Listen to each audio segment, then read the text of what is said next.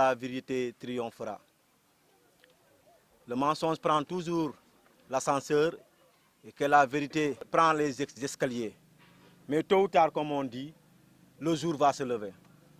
Nous ne sommes pas là pour jeter de l'opprobre sur notre justice, parce que nous continuons de croire qu'elle fera son travail, qu'elle fera de manière objective ce dont elle est appelée. Pour vous dire, M. Tamba a parlé d'un cas. Moi-même, je peux donner un autre cas. Un de nos grands frères avait eu un problème avec un blanc. Malheureusement, un verdict a été donné, ou un verdict aurait été donné, sans à ce qu'il soit présent en aucun moment dans un jugement.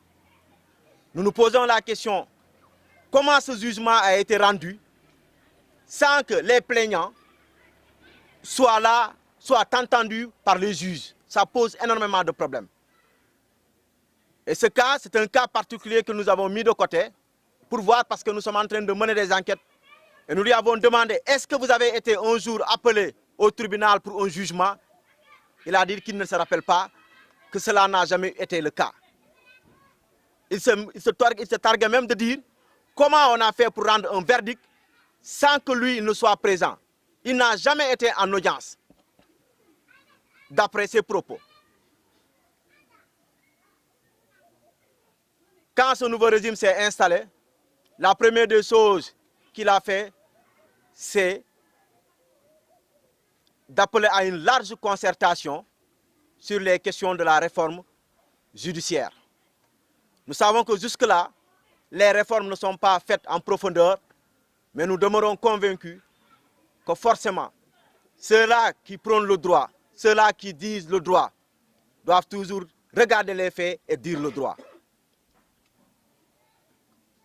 En tout cas, jusque-là, nous sommes dubitatifs par rapport à certaines décisions de justice.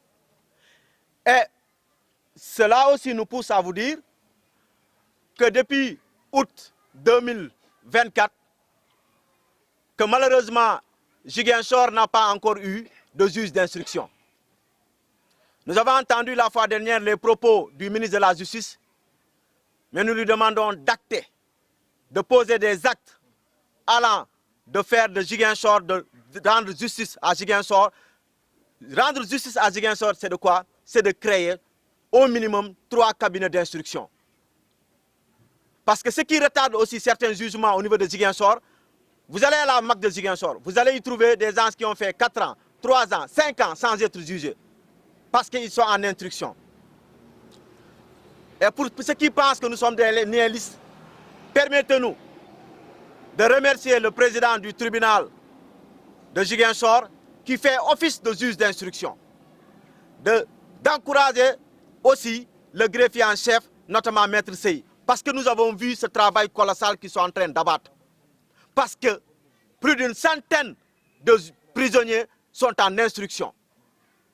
Et ils attendent tout simplement leur jugement. On ne peut pas mettre des gens en prison pendant 3 à 4 mois ou pendant 3 à 5 ans sans être jugés, sans connaître leur sort, sans leur édifier sur leur sort.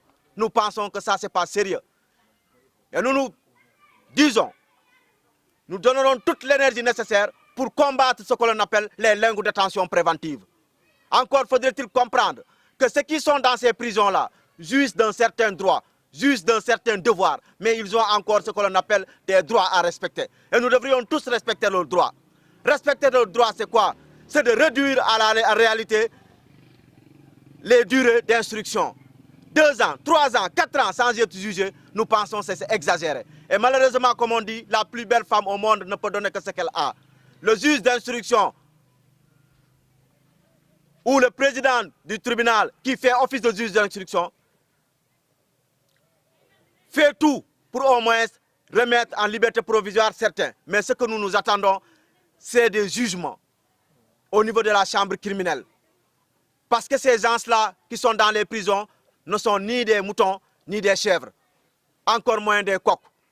Ils ne sont pas des animaux qu'il faut laisser de côté et les oublier. Le seul moyen de réguler la société, c'est la justice. On dit que la justice n'est pas une vue de l'esprit, mais elle est la condition qui rend possible toute existence. C'est-à-dire, s'il y a existence, il y a justice. S'il n'y a pas justice, il n'y a pas existence. Parce que la vie, c'est autre chose. Et comme le disait Victor Hugo, le plus lourd fardeau au monde, c'est d'exister sans vivre. Ceux qui sont dans les prisons, ils existent mais ils ne vivent pas. Parce que pour vivre, il faut un minimum de respect de ses droits. Et ces gens-là méritent qu'on respecte leurs droits. Leur droit, c'est de leur juger le plus rapidement possible. Leur droit, c'est de dire au ministre de la Justice d'affecter à Ziguinchor 3 cabinets d'instruction. Parce que les dossiers qui sont là sont des dossiers lourds, mais ils sont tellement nombreux qu'un seul cabinet d'instruction ne peut pas faire ce travail-là. Nous avons mal encore de voir que jusque-là, depuis le mois d'août 2024, jusqu'au moment où nous vous parlons, Ziguinchor ne dispose pas de juge d'instruction. Et nous réclamons 3 cabinets d'instruction pour la région de Ziguinchor ou pour Ziguinchor lui-même. Parce qu'il faut dire qu'il faut favoriser la réforme judiciaire, mais il faut au-delà de ça avoir des magistrats qui vont faire le travail. C'est l'occasion encore pour nous de demander que les concours au niveau de la magistrature puissent se faire chaque année pour que nous puissions avoir le nombre de magistrats que nous voulons et que les justiciers et les justiciables puissent faire convenablement leur travail. La réforme, c'est bon, mais affecter des juges d'instruction à Ziguinchor serait mieux. En tout cas, c'est ce que l'on attend du nouveau régime en place. Réformer, c'est bon, mais avant la réforme, elle n'est pas encore actée. Donc il faut tout simplement affecter à Ziguinchor 3 juges d'instruction ou 3 cabinets d'instruction. C'est ce que nous demandons au régime en place. Parce que ces centaines de détenus qui attendent tout simplement l'ouverture de leur dossier ou qui ont été enquêtés, mais jusque-là il n'y a pas eu d'avancée notoire sur leur dossier, nous voulons véritablement que la justice fasse son travail. Dire à la justice de faire son travail, c'est affecter des magistrats à Ziguinchor qui vont faire convenablement le travail. Encore une fois de plus, un seul cabinet d'instruction à Ziguinchor ne suffit pas. D'autant plus qu'encore, c'est le président du tribunal qui va voir les autres dossiers, consulter les autres dossiers, laisser ces dossiers-là pour consulter d'autres dossiers en instruction. Une seule personne, ça ne peut pas aller. Donc nous demandons à la justice, nous demandons au ministre de la Justice, qui est tant aimé par les Sénégalais de par sa rigueur, nous vous demandons de par votre rigueur, d'affecter à Ziguinchor 3 cabinets d'instruction, ce à quoi nous attendons véritablement pour savoir que vous êtes sur la bonne voie. Comme on le fait d'habitude, à chaque fois qu'il y a problème, on alerte. On alerte, on dénonce et on combat. Parce que cette justice-là, on l'a combattue pour qu'elle change. On a combattu Macky Sall, on a combattu l'ancien régime, on a combattu l'ancien système pour que ça sorte de notre vécu. Il est évident qu'il y a certains qui pensent pouvoir réussir en sabotant notre projet. Et on ne va pas l'accepter. Nous allons alerter. Nous allons dénoncer quiconque voudrait saboter ce projet par ses pratiques malsaines au sein de la justice. Parce que la justice, elle est là pour créer l'équité. C'est une balance. C'est une balance sociale.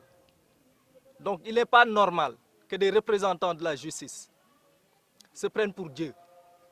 Un représentant de la justice, on le voit tout le temps au tribunal, qui prend ses aises en faisant mine de dormir, alors que vous avez la destinée de citoyens entre vos mains. Il faut respecter les Ziguinchorois. Nous n'allons plus accepter que de telles pratiques continuent. Des membres de la justice, des représentants de la justice continuent de manipuler les dossiers,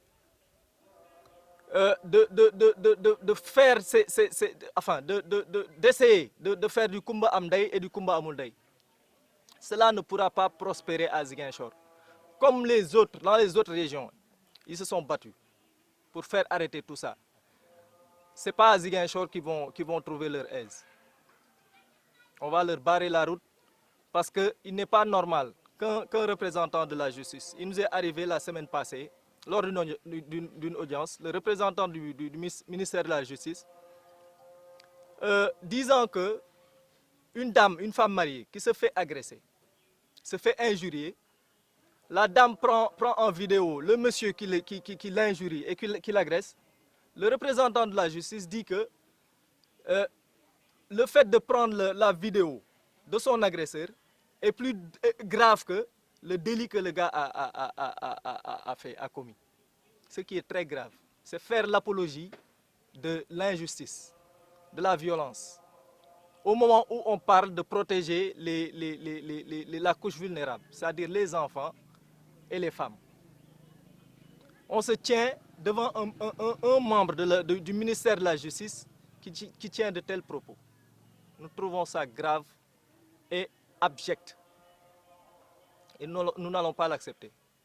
Nous allons éplucher tous les dossiers, tous les justiciables. Nous allons demander à tout le monde, quiconque a vécu ce genre de problème, de se rapprocher de nous et on va faire le nécessaire pour dénoncer tous ces malfrats-là en robe noire. Nous n'allons plus accepter que l'injustice prospère à Ziguinchor, qu'ils aillent le faire ailleurs.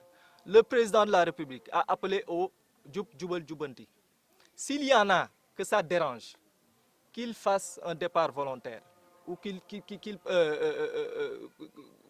ne sais pas comment on appelle ça, qui prennent leur retraite, qu'ils fassent une retraite anticipée, parce que le nouveau système ne les arrange pas. Ou bien qu'ils se plient à la justice, à l'honnêteté. Et Dieu dit dans le Coran, il a dit au prophète, c'est une injonction. Et dit la vérité. Parce que l'erreur est venue et l'erreur est destinée à disparaître. Comme eux ont pris le mensonge comme arme, nous allons prendre la vérité, nous comme arme, et les faire disparaître.